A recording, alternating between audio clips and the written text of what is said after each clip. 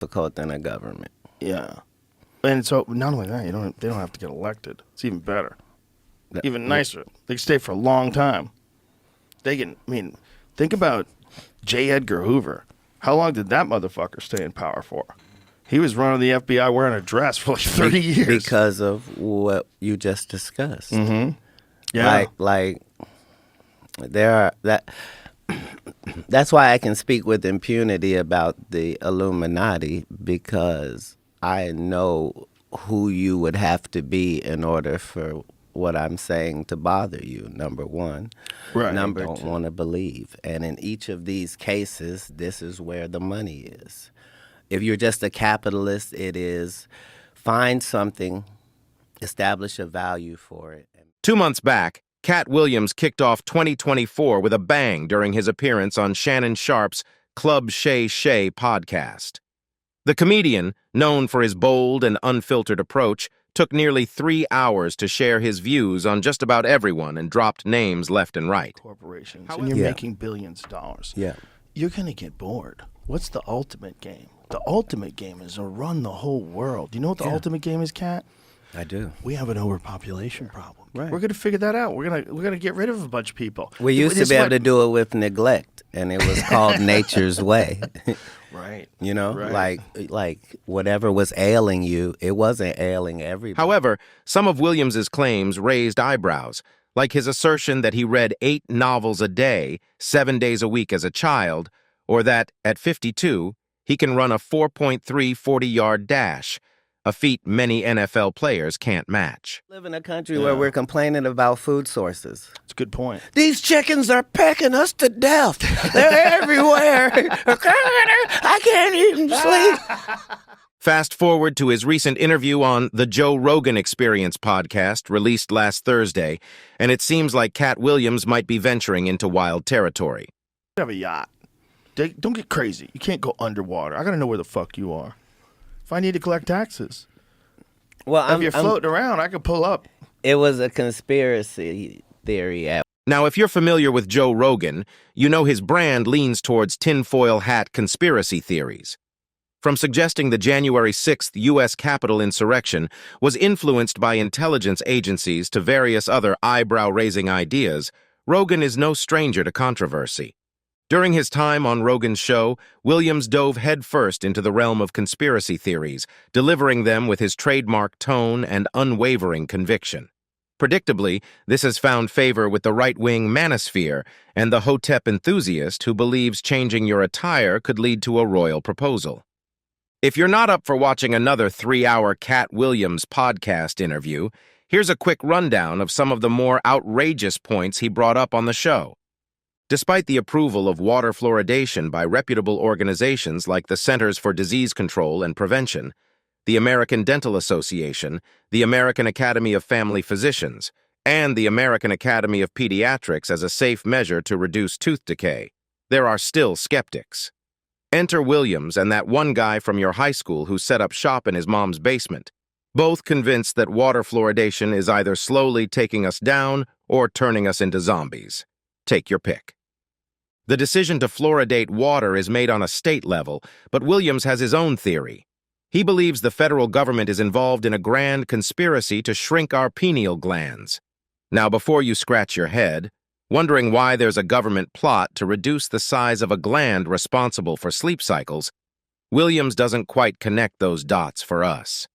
Armed with a mysterious medical degree that seemed to come out of nowhere, Williams confidently claims, "There are those of us who know what the pineal gland, what medicine says it's for, and what that would mean."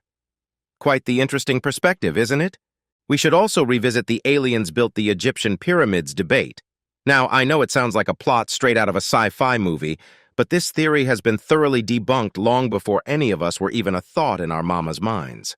Still, in 2020, Elon Musk threw a tweet out there suggesting aliens built the pyramids of. Now, Elon is known for his quirky sense of humor, but that tweet got retweeted thousands of times by people going, "See? What did I tell you?" Katt Williams, in his unique style, chimed in, claiming that if you look around the world, you can spot signs that advanced machines were at play during pyramid construction. He argues that slaves couldn't have possibly built them, even though recent findings revealed that paid workers were the ones behind the pyramids, not slaves.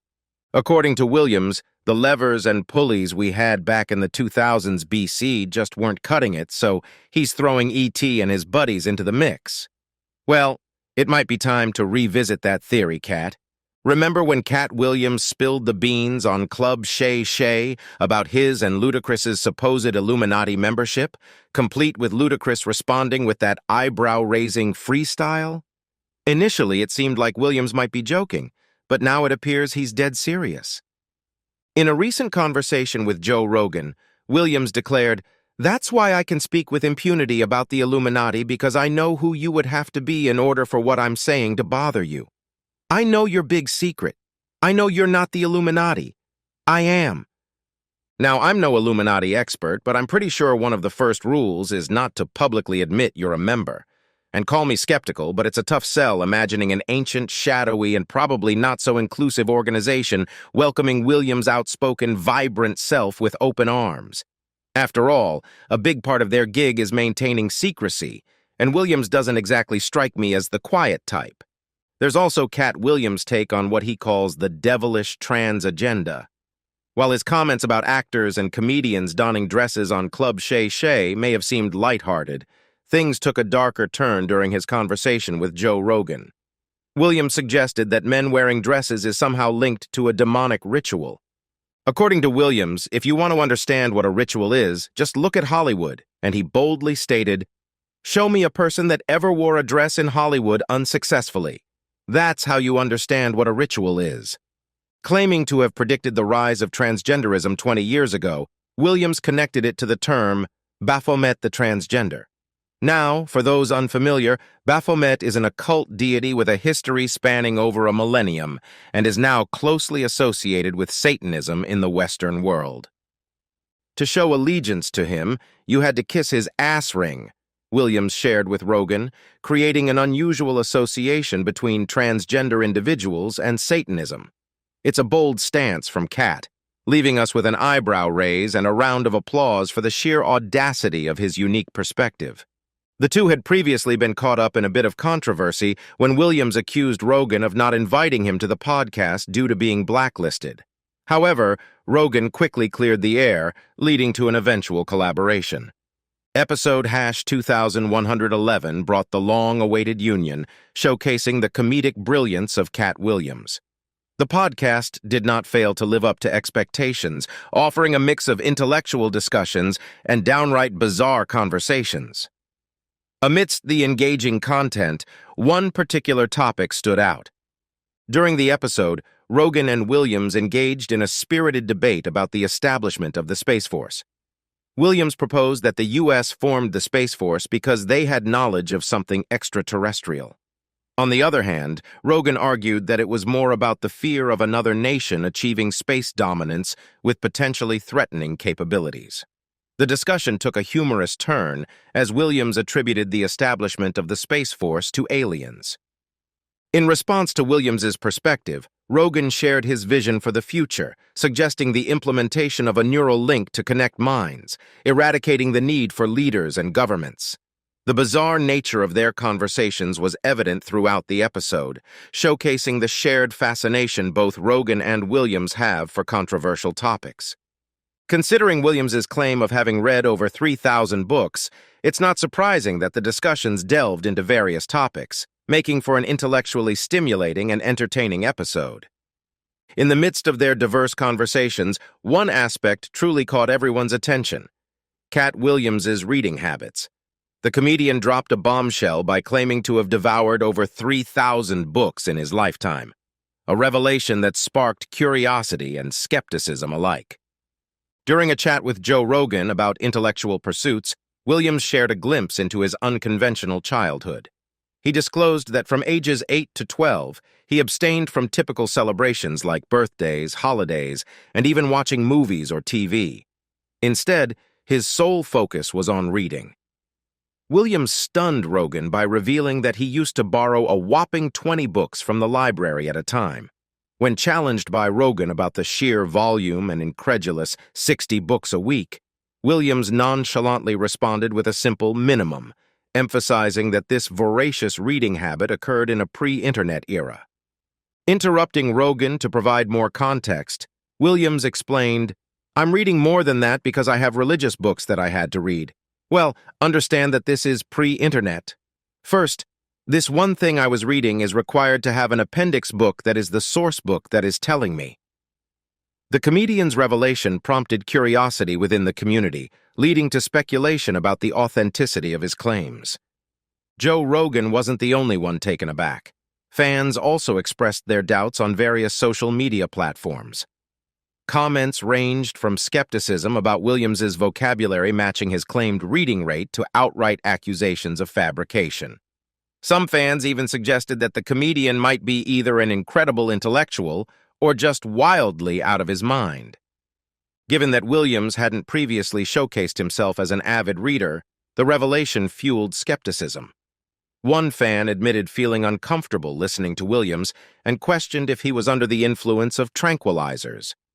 Others attempted to scrutinize the math behind Williams's claims, doubting the possibility of reading a book an hour, especially considering the alleged page count. Interestingly, this isn't the first time Katt Williams has made bold claims, having previously asserted to possess an IQ of 163 and claiming to be a Mensa member since age 10. The mixed reactions from fans highlight the divergence of opinions about Williams's credibility. While some are inclined to believe his assertions, others remain skeptical, leaving the truth behind his reading habits shrouded in uncertainty. Joe Rogan found himself in the midst of online backlash after posing what some deemed a racist question to comedian Katt Williams during their recent discussion. In the conversation about government control, Rogan cited California's ban on flavored vapes as an example of excessive government involvement. "Can you imagine? Lawmakers are like, 'Strawberry mist is our #1 problem,'" Rogan remarked. Williams added that the ban also included menthol cigarettes, a historically favored flavor among African-American buyers.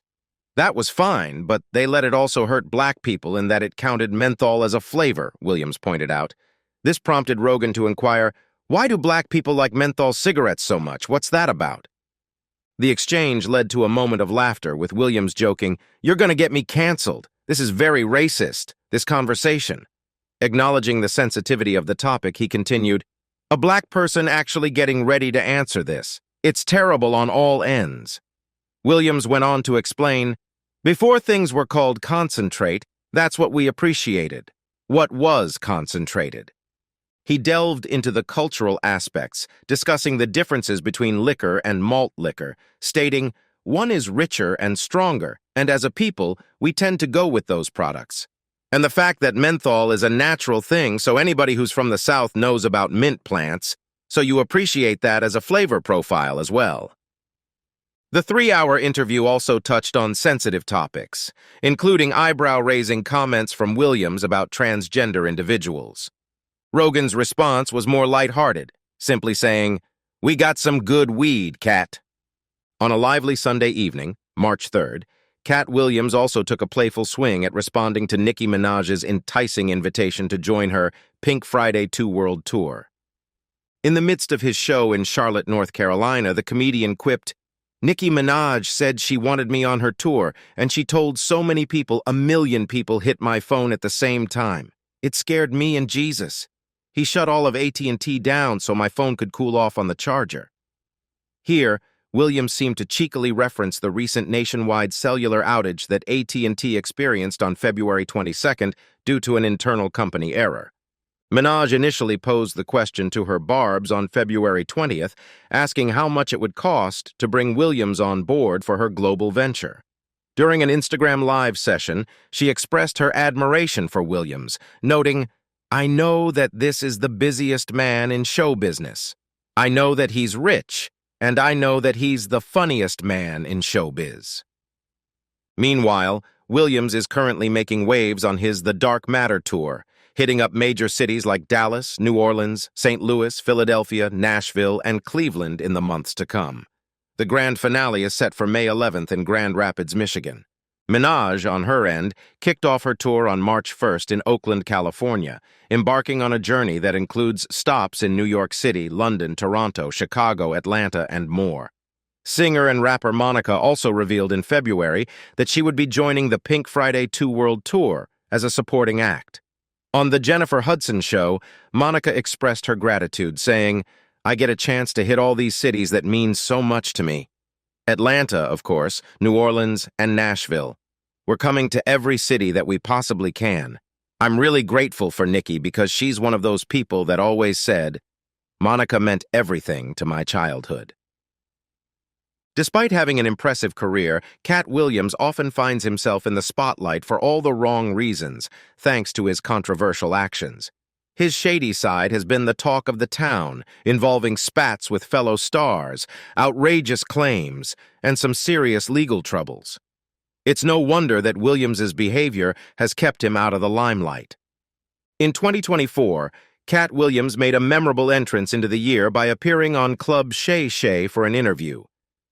Acknowledging his rare interactions with the press, he began by expressing his selective nature when it comes to interviews, preferring to speak with someone of an amazing ilk like Larry King. Williams then praised Shannon Sharpe for creating a great environment on the show, but didn't hesitate to criticize him for not correcting Ricky Smiley's statements in a previous interview.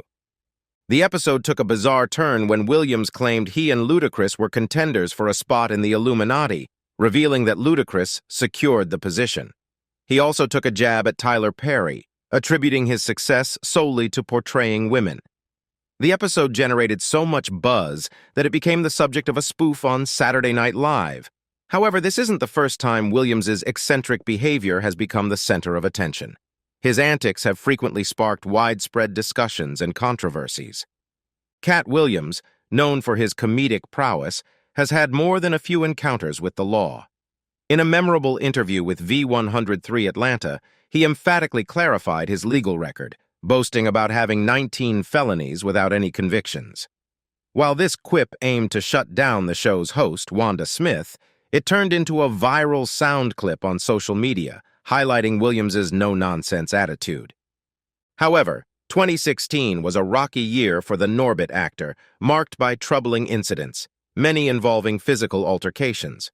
One noteworthy incident included a clash with his bodyguard, who allegedly refused an illegal order from Williams, leading to threats and a physical altercation involving a woman at Williams' home.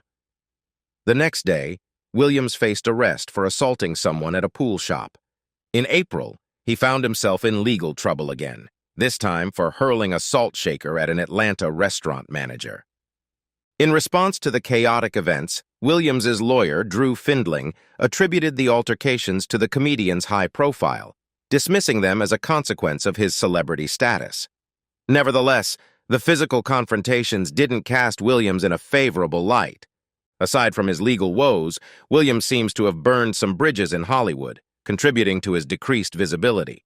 Notably, during a lengthy interview on Club Shay Shay, he didn't hold back, targeting various stars, including his long-standing rival Kevin Hart.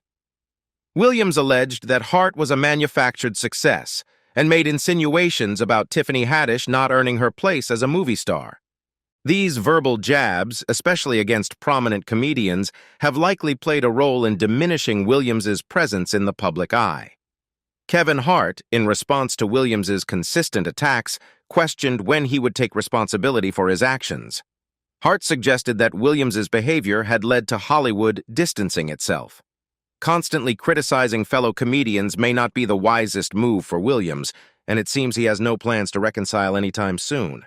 According to comedian Lavelle Crawford, Katt Williams has put celebrities in a tricky spot with his candid comments. Whether they choose to stay silent or respond to the disparaging remarks, it seems like a lose-lose situation for them. Recently, Lavelle Crawford, a BET Comic View alum who wasn't directly called out by Williams, shared his thoughts on the viral discourse sparked by Williams' outburst on the Club Shay Shay podcast. Going live on Instagram, Crawford began by acknowledging Williams as someone unafraid to speak his mind and confront anyone, alluding to potential conflicts with fellow comedians like Kevin Hart and Steve Harvey. Crawford speculated about Williams possibly feeling overshadowed in his career by those who achieved success alongside him in the stand-up circuit. Crawford delved into the dynamics of black entertainers, emphasizing the misconception that there's only one bag of success in the industry, which may be a source of the conflicts among them. He also touched on the issue of joke stealing, referring to Williams's criticism of Cedric the Entertainer. Crawford acknowledged that while some of Williams's claims might be exaggerated for comedic effect, there could be genuine grievances behind them. Turning his attention to celebrities responding to debunk Williams's version of the truth, Crawford suggested that their efforts to deny allegations only lend credibility to Williams's narrative. He questioned why, if the accusations were false, these individuals were resorting to Instagram to proclaim their innocence. Crawford's analysis seems to hit the mark, especially considering the reactions that followed. Comedian Kevin Hart didn't shy away from responding to Katt Williams's comments. In a dismissive tone, Hart encouraged Williams to let go of his anger, tweeting, "Gotta get that anger up out ya, champ," and added, "It's honestly sad." Hart also cleverly plugged his upcoming Netflix comedy, Lift, taking a subtle jab at Williams, as reported by the Los Angeles Times. In a cheeky twist, Hart shared a tweet with a link to his movie trailer, inviting everyone to enjoy it. He pointed out a specific moment in the trailer where his co-star, Gugu Mbatha-Raw, says, "They really love you," slyly suggesting she might be referring to Katt. The ongoing beef between Kevin Hart and Katt Williams isn't a recent development. It traces back to 2018. Hart, during an interview on The Breakfast Club, claimed that Williams missed opportunities in Hollywood due to unreliability, skipping promotional shoots and trips. Hart even suggested that Williams became a liability for studios, leading them to distance themselves, as reported by the Los Angeles Times. Ludacris didn't let Katt Williams's accusations slide without a response. The hip-hop artist and actor unleashed a fiery freestyle aimed at Williams, vehemently denying any association with the Illuminati, a claim made during the interview. Ludacris didn't hold back in ridiculing Williams's conspiracy theories. Ludacris kicked off his rap response with some bold lines, setting the tone with references to Snoop's cannabis shredder and his unyielding grind. With a defiant attitude, he addressed the shade thrown his way, emphasizing his success and lifestyle. Ludacris also made it clear that he's not part of any Illuminati, playfully coining the term Illudanati. Not to be outdone, Miami rap legend Trick Daddy stepped into the scene, defending his friend Ricky Smiley, whom Katt Williams had criticized. Trick Daddy went a step further, challenging Williams directly and asserting his status as Dade County's finest, expressing a willingness to settle differences in the streets. His call for black men to support each other resonated with those who felt Williams unfairly targeted fellow black entertainers. Tiffany Haddish, who had previously faced criticism from Williams, didn't hold back. Despite their seemingly settled beef at the 2018 Emmy Awards, Williams revisited the critique in his recent interview. Haddish responded on Instagram, clarifying facts, expressing no hard feelings, and playfully mentioning she'd send him a reminder text. Adding a touch of humor, she compared him to controversial online personality Charleston White. Katt Williams, a comedic legend with a storied career, added another chapter with his recent interview on Shannon Sharpe's Club Shay Shay podcast. Fans and supporters swiftly reminded social media users of Williams's extensive history as a comedic powerhouse on both stage and screen. Undeniably, his impact on the culture is profound. Reflecting on his stand-up special Priceless Afterlife, Williams amusingly tackled argumentative atheists, mocking the atomic theory of matter. In 2016, video footage of him in a scuffle with a reported 7th grader circulated, and during a guest appearance on Nick Cannon's Wild 'N Out, he playfully addressed the incident. Joking about letting kids win, he praised Cannon's success, providing a hilarious moment for the crowd. Even the mundane aspects of life weren't spared by Katt Williams, as seen in his inaugural comedy special in 2006 titled Live, Let a Playa Play. Addressing his height, he humorously weaved his parents into the comedic narrative, reflecting on the age-old advice given to kids about the virtues of being healthy. One standout joke takes us back to his childhood days, where he obediently drank milk and consumed vegetables with the promise that it would make him grow up big and strong. With a wry smile, he humorously pointed out the less than imposing height of his parents, questioning the efficacy of his early health regimen. "What the heck was I drinking milk for? I could have been munching on lemon heads and baked beans all day." All your milk. Eat your vegetables so that you can grow up big and strong. And I remember as a child, he quipped, eliciting uproarious laughter from his captivated audience. In a different setting in 2018, Williams showcased his comedic prowess during an appearance on V103's Frank and Wanda in the Morning in Atlanta.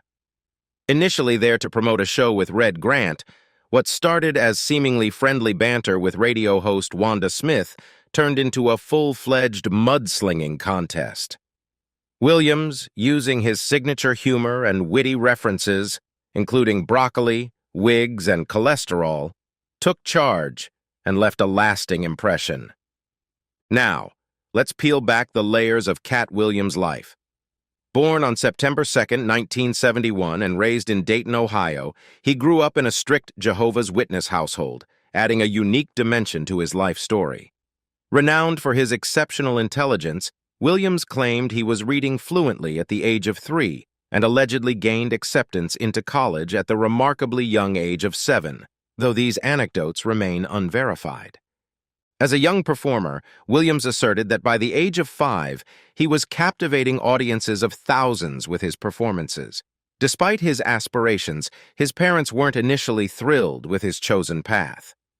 At 13, following an alleged altercation with his father, Williams left home, heading to Florida. Enduring homelessness and navigating odd jobs, he dedicated some of his time to studying and even participated in one comedy show during this challenging period, showcasing early signs of the resilience that defined his journey. In the 1990s, Williams traversed the country, gaining diverse experiences and nurturing his interest in comedy. Studying the great comedians, honing his material at clubs, and performing in front of varied audiences, he eventually settled in California, where his career took off. While he made an earlier appearance on NYPD Blue, it was his role as Money Mike in the 2002 film Friday After Next that catapulted him into the spotlight. Building on this success, Williams secured his first recurring role as Freddie in The Tracy Morgan Show from 2003 to 2004, further solidifying his presence in the entertainment industry. These moments provide a glimpse into the multifaceted journey of Katt Williams, a comedic force to be reckoned with. Growing up in a family deeply aware of political and social issues, Katt Williams honed a distinctive sense of humor that mirrors the richness of his life experiences. Despite maintaining a public persona, Williams has successfully guarded the privacy of his personal life, especially details about his family and upbringing. Nevertheless, it's evident that his early life and family background significantly influenced his comedic style and worldview. Williams's personal journey has been punctuated by a series of challenges and controversies, ranging from minor altercations to more serious legal issues. These encounters undeniably left a mark on both his life and career. In the face of hardships, Williams has consistently shown resilience and a steadfast commitment to moving forward. Although media speculation has circled around his relationships and marital status, he has opted to keep the details of his romantic life mostly private. A notable incident in 2016 saw Williams banned from 2 Georgia counties as part of a plea deal following an alleged assault against his bodyguard, Corey Dixon. Accepting a plea of no contest, he agreed to a ban from Dawson and Hall counties, along with a restitution payment of $7,500. The deal also included 100 hours of community service and a 5-year probation. Charges for imprisonment and terroristic threats were reduced to simple assault, while charges for possession of a firearm and aggravated assault were dismissed. In 2018, Katt Williams achieved a milestone in his career by securing his first major award, a Primetime Emmy for Outstanding Guest Actor in a Comedy Series. His portrayal of Willie in Atlanta earned him this prestigious accolade, marking a significant highlight. Fast forward to 2022, Katt Williams continued to captivate audiences with his comedic brilliance through the release of his 12th special, Katt Williams, World War III on Netflix. His ability to engage audiences with his unique brand of humor remains a testament to his enduring popularity. Williams's reluctance to conform to industry norms, his integrity-driven decisions, and his extensive arrest record became factors influencing his career trajectory. He pointed out the consortium nature of the entertainment industry, where certain names receive continuous promotion, leaving others in the shadows. While navigating challenges and controversies, he has managed to keep the personal aspects of his life under wraps, allowing his humor to shine as a testament to his authenticity. From legal hurdles to the triumph of a Primetime Emmy Award, Williams' career has been a roller coaster of highs and lows, each contributing to the multifaceted entertainer he is today. Despite the occasional turbulence, Williams has consistently demonstrated his ability to rebound, captivating audiences with his wit and humor. As he continues to evolve, his latest special, Katt Williams' World War III, stands as a testament to his enduring popularity and unwavering commitment to entertaining the masses.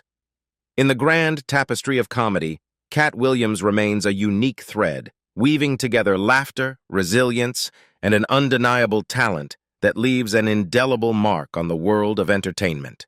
Do you think Katt has a point with some of the things he's saying, or is he completely in over his head? Let me know in the comments. That's all for the video, folks. Thanks for watching.